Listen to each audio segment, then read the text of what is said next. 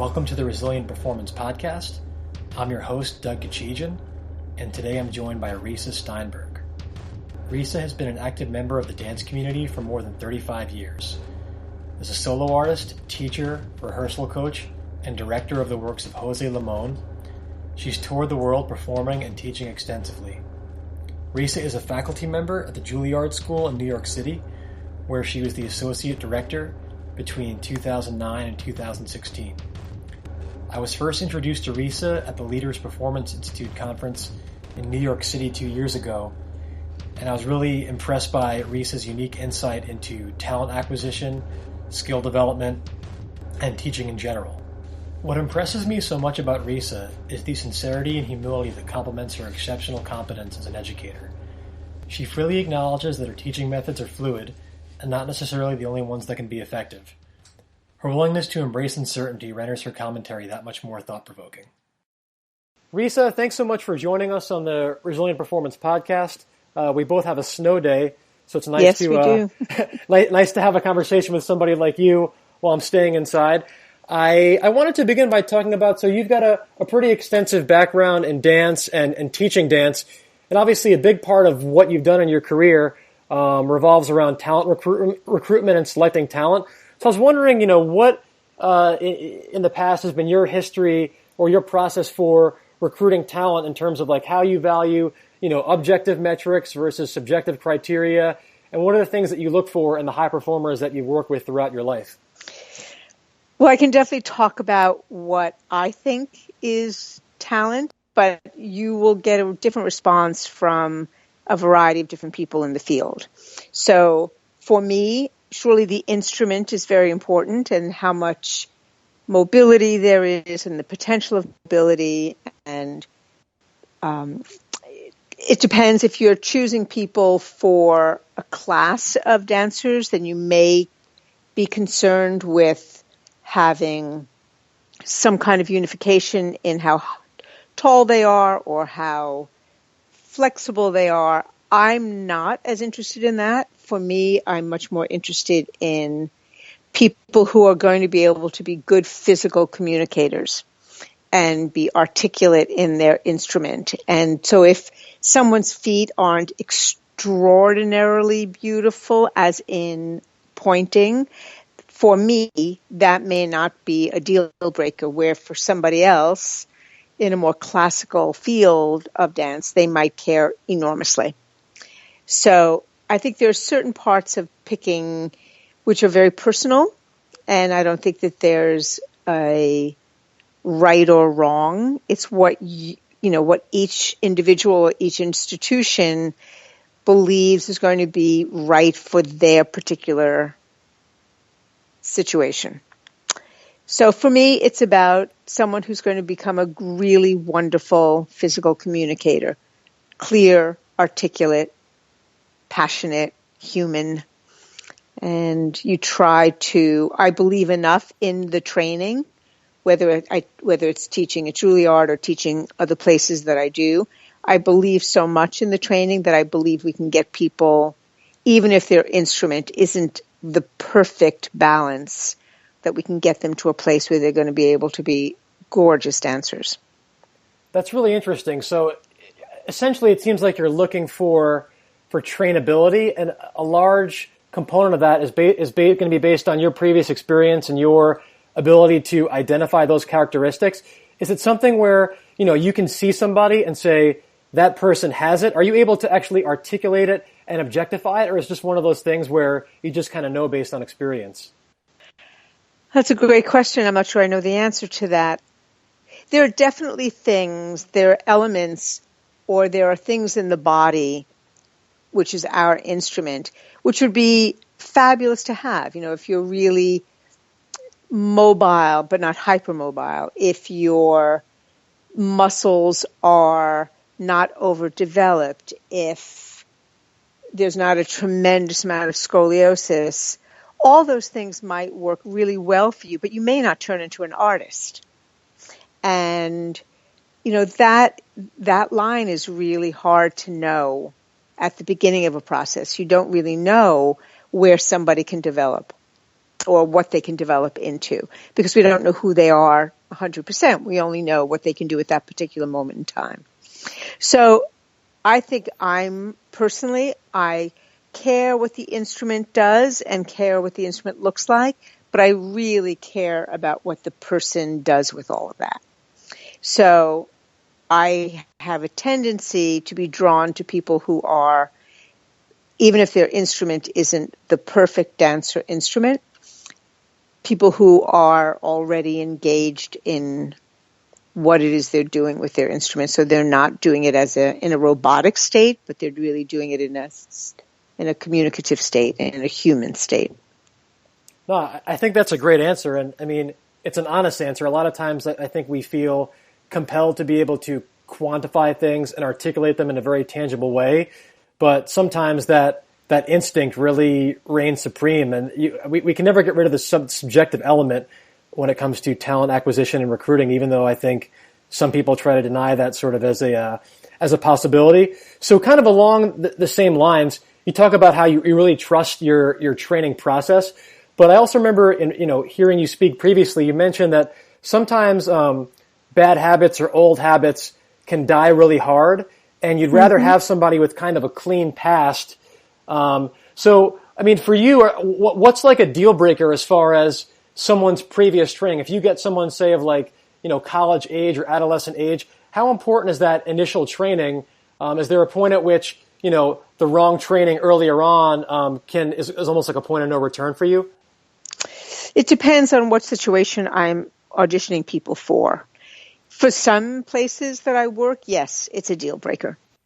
Other places, it's not. And so I don't think that there's just a uniform answer to that. I definitely can tell you that I have seen many bodies that have been, by the time I see them, which is around 16 or 17, they've been ruined by poor training. And yeah, it's a deal breaker because, the muscles are so overdeveloped and they're only working the front chain of the body, not the back chain of the body, or so many things that just they're totally misaligned. And maybe it doesn't mean that they won't have a career, but it's definitely a very challenging process to really take away all of that and then try to add into that, what I might consider a better way of dancing, a better way of being trained. So, and as you well know, I imagine, good teaching is hard. And I think everybody might have a little bit different understanding of what that means. But I've definitely seen people who are dancers or are looking to be professional dancers really already be in physical states that would make it incredibly challenging to change them. And that's unfortunate. Yeah, I think that's really interesting because my background's more in sports and kind of in my field, sort of the pinnacle of my profession is to work like in professional sports or with high-level collegiate athletes. But a lot of times, I feel like the best coaches could do the most good kind of more at the grassroots level. And there aren't a lot, that's not really like necessarily an ambition for a lot of high-level coaches, is to work like in the youth development stage. So is it similar in dance where there's a little bit of a vacuum earlier on and people are trying to aspire to these quote-unquote highest levels of performance when a lot of times, like I think you can really, like I said, do more good earlier on in a dancer's career. So do you guys have that? Oh, absolutely. Okay. I absolutely think the best teaching needs to be at the beginning level. I think it's much, much easier to teach more advanced dancers, and it's very hard to teach beginning dancers. And they are the ones who need the best teachers and the best training. And I feel very strongly about that. And that's often not the case. You'll have a young teacher who's being employed to teach young dancers, and that doesn't mean because they're young they won't be good, but if they're not experienced, I think that then there's the potential of it not going over so well. So I think that one of the reasons that we do well in the United States with dance is that there are a lot of really good professional high schools that do really nice training. And so by the time you get them at the university level or the company level, they really have a really good foundation. And so we're very lucky. Where in other countries, they don't have that necessarily. And so they're starting training at a much older age, and that's hard for the body. And so that causes some conflict. To start dancing at 20 is very different than starting to dance at 12. So starting to dance at 12 could also not work well if it's not good training, but it can work beautifully if it's good training. If it's simple and clear and unordained and ornamental, and it's not through tension, but it's through direction, and then there are lots and lots of wonderful things that can be produced. Yeah, so. I think that's a message that can't be emphasized enough. I know in my field, a lot of times I'll work with high-level athletes, and they'll have these deficiencies from like a movement standpoint or even a motor control standpoint where I'm like, you should have learned this stuff in like sixth grade gym class, and now that's one of those things that's being cut for, budgetary reasons or people don't think that it's important. But, it's very difficult to develop that movement repertoire when someone's 20, whereas when they're a lot younger and their nervous system is a lot more plastic and malleable to that kind of skill acquisition, we end up having to, do a lot of the work that should have been done earlier on. So again, I think that's a really important message. Another important message that you emphasized last time I heard you spoke was the limitations of fear-based learning. So I think a lot of coaches and teachers, I like to sort of impose additional stress sort of as an authority figure on top of the inherent stress of an athlete or a performer trying to learn a new skill, as if that's not stressful enough. And you're very outspoken about, why that can be very, very sort of toxic to skill development. So could you just expand on that a little bit? Because I think it's important as well. I think every teacher has to decide the best way for them to get what they want out of a dancer or a student. And I think there's not one way. I think there are lots of different ways. And I surely know that I'm a very tough teacher and a very demanding teacher. But I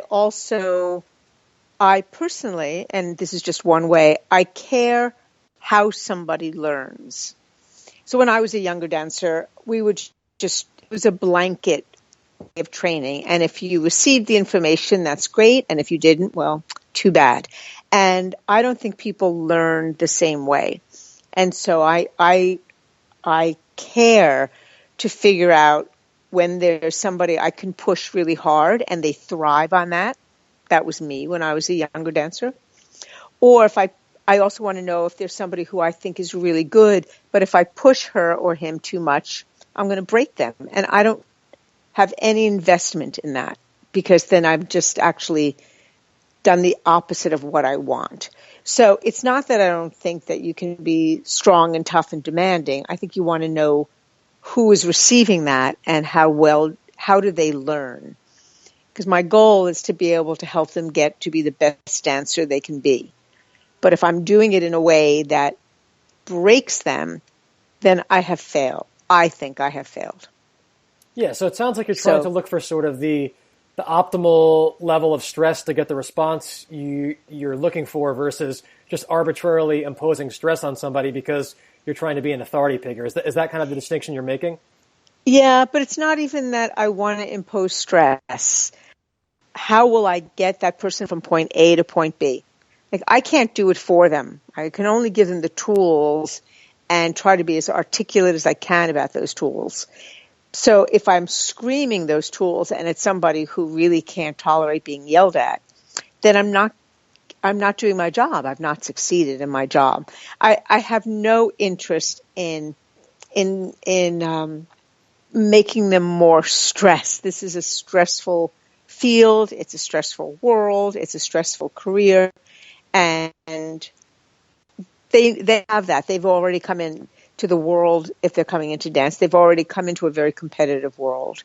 And so I don't need to, and I hope I don't, support that. And at the same time, I don't want to coddle them and make them think that this is all going to be roses and easy, because it's not. And you can be a great dancer and not get the job or the work that you want, because there are lots of great dancers. So, it's just tricky. I just try to stay sensitive to the room that I'm teaching, and hope I can have some kind of sensitivity to what's going to make the person in front of me receive that information, process that information, learn that information, and then own that information. That's my goal. Yeah, that makes sense. So I think sensitivity, another word for that could be flexibility, where you as a teacher have to be flexible and adaptable and not have a rigid way of sort of imposing the information on people. And I think that segues also into, I'm sure cueing and how you deliver your message is a huge component of the teaching that you do. I've heard you speak in the past about the distinction between identifying the problem versus identifying the problem versus the result of the problem. So can you talk a little bit about that distinction a little bit? Because I think that's super important, even though it's subtle. Yeah. So one of the things that I have noted in my career, both as a dancer and observer of other teachers, is sometimes teachers actually, not purposefully, but they create the problem that they then get angry at. So there's certain words that I will never use as a teacher, because the consequence of those words goes against what I'm looking for the dancer to do. So if you were to say to a dancer, and this word is used all the time, balance. If you ask a dancer, especially a young student, and young could be anywhere from 12 to 17, what the first thing they do when they balance is they'll tell you they hold their breath. Holding your breath is not the way you want to practice dancing. You want to learn how to breathe. You want to know how to reinvent movement. You want to know how to live in the moment. And so I never use that word, because I don't want to create a problem that then I then have to fix that problem. Or if somebody's ribs are extended into the front of their body, I don't want to say to them, pull your ribs in, because then they've just done something that's muscular versus widening your back, which immediately softens the front of the rib cage. And so I just noted when I would observe teachers or be in their class as a student that too often the words that the teacher was using was creating the problem that they then blamed the dancer for. And I'm usually I'm much more pro-student than I am pro-teacher, because I think teachers often create the problems. And so I really try very hard to use words or imagery or do movements that will support what I want the end to be. So that's very hard, and that's very, very important to me. No, that makes a lot of sense, and that's something that definitely has a lot of carryover into my field as well with the cueing. I mean, PTs and sports medicine people love to show their patients, how knowledgeable they are, and they'll use all these really complicated anatomical terms, these abstract phrases like engage your core or fire your glutes when you run. And it's like, what does that even mean to some? I mean, it's like then something that was already requiring too much conscious effort requires even more. So I mean, it's good to hear you say that. And again, I hope that people in the audience who are in different fields but also have to teach sort of body awareness and movement pay attention to that, because I mean, how we say things can be very transformative or very paralyzing, depending on. I think that's right. Yeah, and if it's an older, more experienced dancer, somebody who's trained a lot, they know that if the word balance is said, they know that it doesn't mean hold your breath. They're smart, they have information, they have experience, but it's the younger dancer that you are forming, and you're forming their patterns. And I think that is a huge responsibility. And, I just think the responsibility to be a teacher, perhaps you feel this as a coach, is enormous. I mean, they come into a studio, they give you their body. They just give it to you, whether they know you or not. They just hand it over to you, and they trust you. And I think that that's enormous and a very large responsibility.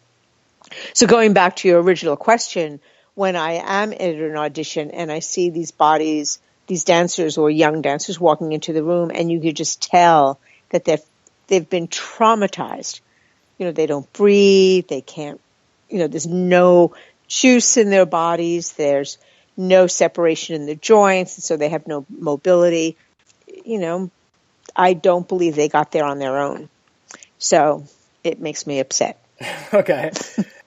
And then so one thing that I think is really unique to your setting relative to sports is kind of like the humanity of it and the emotional context. So like prior to getting into the field that I'm in now, I practiced emergency medicine in the military, and part of our training was sort of revolved around actually suppressing emotion, because it's very difficult to treat somebody who's bleeding in front of you when you're, sort of thinking of that person as a human being and imagining the family they have and all these other things. So I think there's a role as far as execution in some high stress environments to suppress emotion, even though there are a lot of times it manifests itself in other ways later on.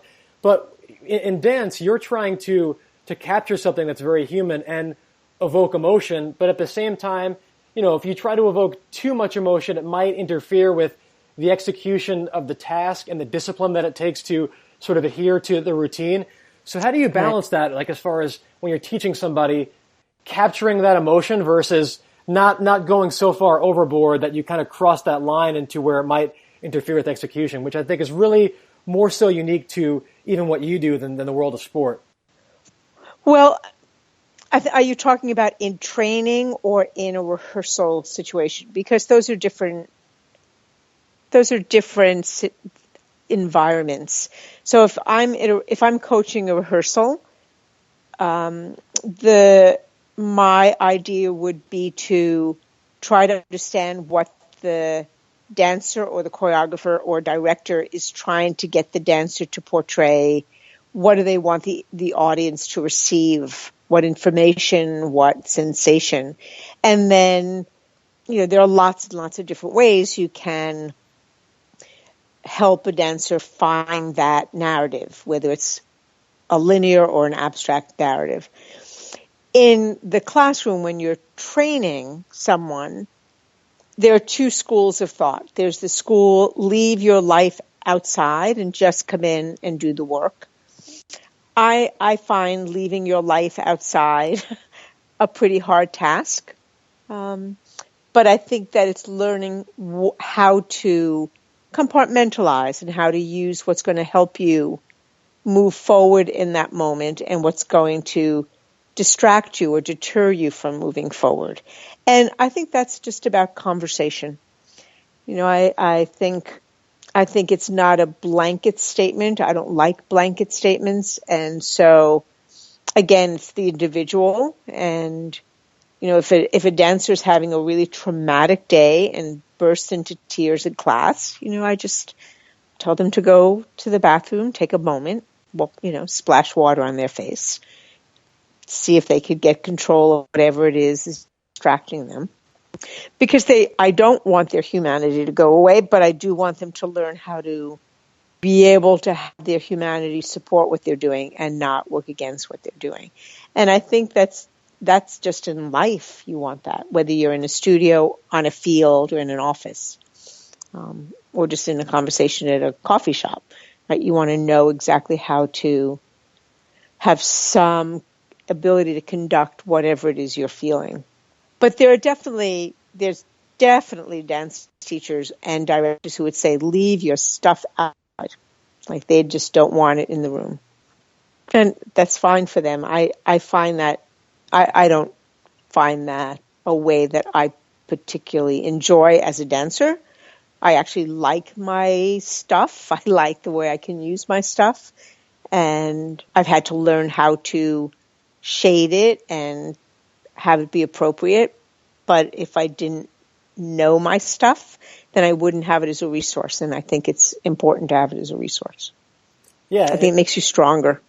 For sure. And to be fair, I'm asking you an impossible question, one that probably doesn't have an answer. And I think you use the key word, conversation. I think, as teachers and educators, we just need to have these conversations because there's a lot of ways to, achieve the same end.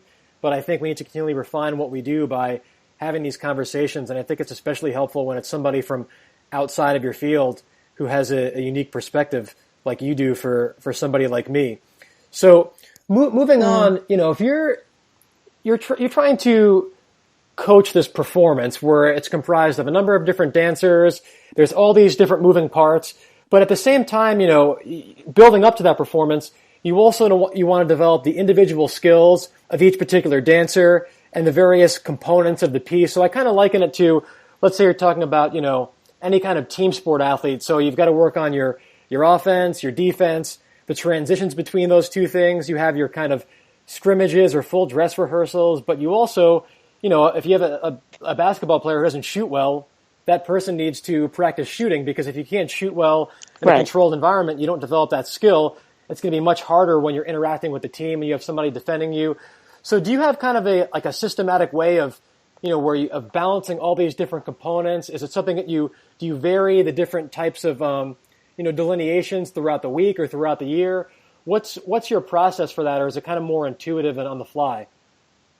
Are you talking about the technique of dancing or? Well, right. So you're trying to develop the technique that you find satisfactory in the individual dancers. And then you also have to have the individual dancers work together and perform, in a choreographed manner. But obviously, you can't have people working together if they don't have the individual skills down pat.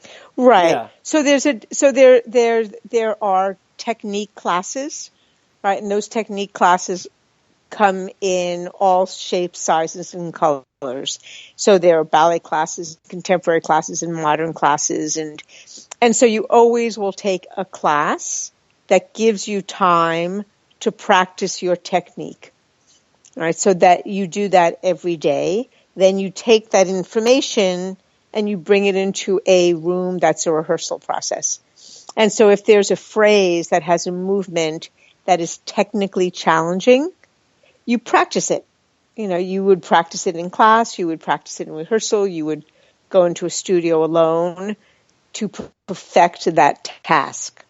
So it's really no different than practicing shooting baskets, right? So you just have to get that, and there's a way to learn how to do it. You have to use your back more, you have to use your focus more, you have to move your pelvis more, you have to change level, you have to use your joints when you come down from a jump in a more resilient way. So there's definitely the technique of doing the steps that then take you into the ability to put it into a phrase, and that phrase then gets to be communicated in a piece. So that's a very general, like ABC of the process. But it's really no different than any person in sports learning how to dribble or hit a ball or whatever, any of the many technical skills that you need as somebody who's in sports. It's really the same thing. The difference is that we then actually want to become an art form. So all those steps, all of that technique is just your alphabet so that you can actually create a word and a sentence and then a poem and then a larger picture so that you're communicating art through that technical capacity. Now, do you vary the relative relationship between, the part and the whole learning as you get closer to a performance? In other words, if you have a performance in 2 weeks, is it much more kind of like full dress rehearsals and more of the poetry, as you called it, compared to just the individual words? Or do you pretty much keep the relationship between the technique work and the whole learning kind of consistent throughout the year, regardless of when the performances are? Yeah, you'll get different to that. For me, I rarely separate the technique from what it's supposed to be saying, because that's just the way I enjoy learning. I want to know what I'm supposed to be saying with that movement. But there's definitely people who believe in teaching the steps first and then talking about what those steps need to say or need to communicate. So I think they're both very valid, and I think they're interchangeable depending on the dancers, depending on the piece, depending on how long you have between learning something and performing something. If you have a very long period of time, then you have more time. You break it down and take your time to kind of achieve an overall an arc that goes from beginning, middle to end. But if you're learning it quickly and you have a week for whatever reason, then you have to kind of assimilate all that information rather quickly. So I don't think that there's one way of doing it. I think there are lots of components that would make you decide what to do. No, that's great.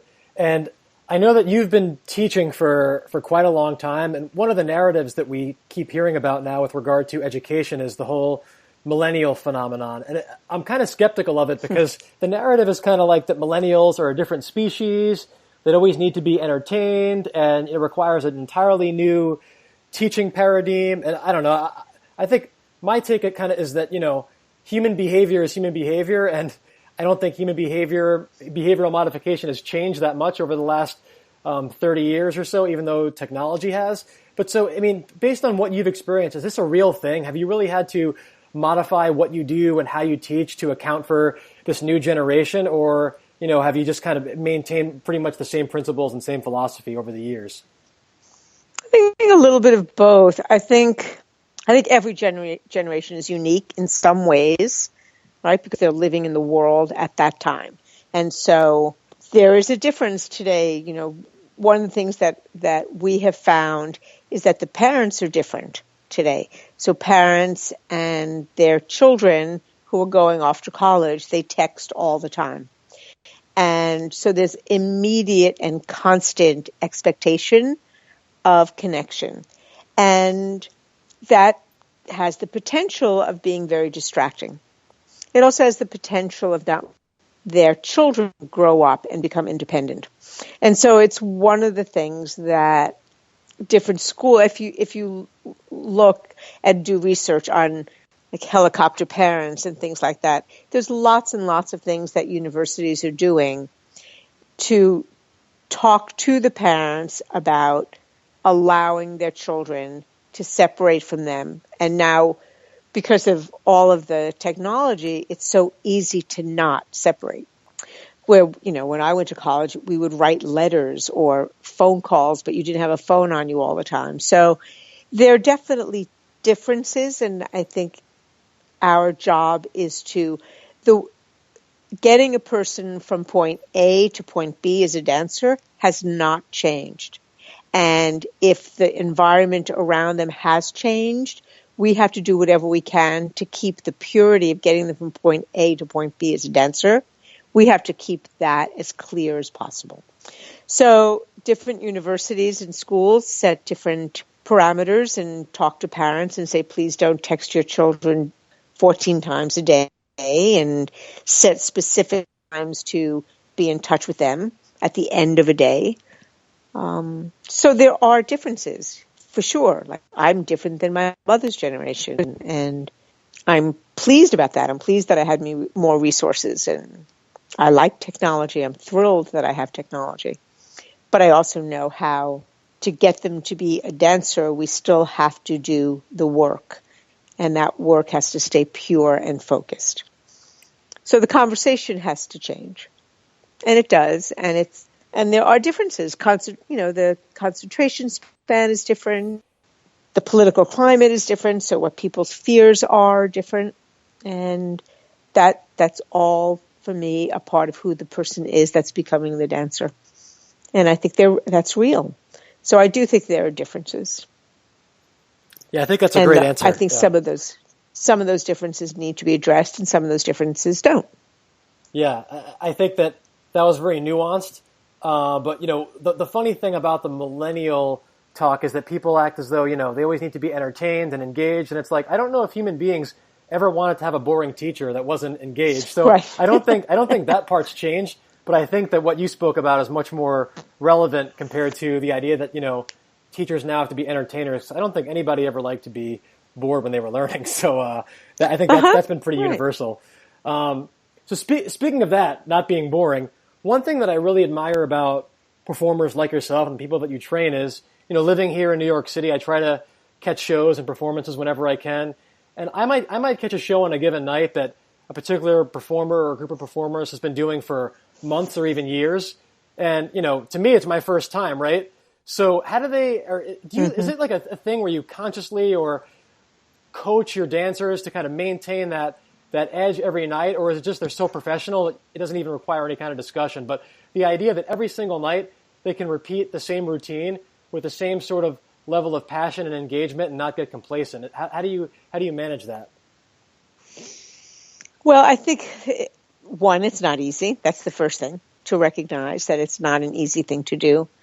There are real benefits to doing something over and over again. You become more familiar with it. You can play with it. You can not feel so nervous. You feel more confident in your body. Your nervous system is calmed down. So I think, it's about conversation. If you're doing a piece 3 times versus 300 times, the risk of you doing, not being at a peak, a comparative peak every night when you're doing it 300 times is possible. But I have both found in my students and also in my own performance that the excitement and the thrill of doing that thing that you love always adrenalizes you. Not the same every night, but it's rare that you will not feel a change when you're in your dressing room, putting makeup on, putting your costume on, and walking on stage, whether you're doing it first time, 50th time, or 300th time. There's just that thing of performing, which I don't know if it's the same for a basketball player, but it's just thrilling and scary and exciting. And dancers, at least, we have very high standards for ourselves, and you don't want to walk off stage feeling like you haven't done the best you could. So I think for the most part, people take it very seriously. It's also our instrument, right? So if you don't take care of it and you don't prepare it well before the performance and after the performance and do PT and do all of the classes that you need to do, you're putting yourself at great risk. So there's so much that goes into maintaining it. And for many dancers, it's a short career or shorter career. So you really want to do the best you can for yourself in this thing that you've chosen. You've chosen it, right? We've all chosen this. We weren't picked out of a group of people and placed someplace. We chose it. All of the good and the bad and the challenges that come along with it. So I think for the most part, dancers take it all very seriously. That's really cool. Well, I admire what you all do, but I know that it can't be easy. So we're about to wrap it up. In closing, is there anything you want to tell the audience as far as like how they can learn more about you or follow you, whether it's online or in a different medium, just to learn more about the performances you're a part of, or just to gain more information about your background? Well, I'm afraid I don't do very much, like as far as websites and things like that. They can Google me, and there are lots of things that will come up. So that's probably the best way. Okay. Well, I'll be sure to post a biography online and any relevant links to your career, so people can learn more about the great work that you do as an educator. Well, Risa, thanks very much. Yeah, thanks for your time today, and look forward to chatting again in the future. Nice to speak to you, Doug. Thanks so much.